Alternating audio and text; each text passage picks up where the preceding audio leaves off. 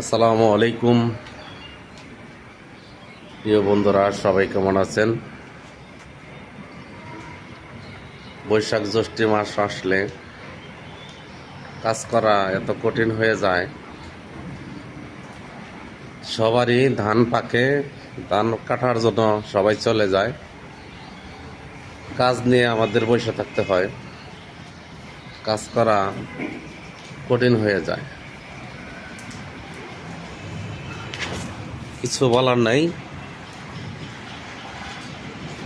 এই ঝড় বৃষ্টির দিনে এত কষ্টের ফসল সবাই চায় তার ঘরে সুন্দরভাবে ওঠাতে, তাই আমাদের কাজ মোটামুটি এখন স্থগিতের পথেই।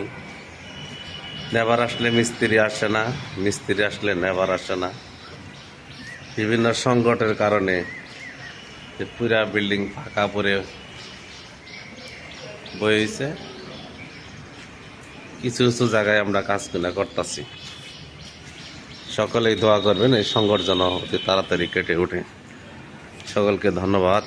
আসসালামু আলাইকুম। সবাই ভালো থাকবেন, সুস্থ থাকবেন।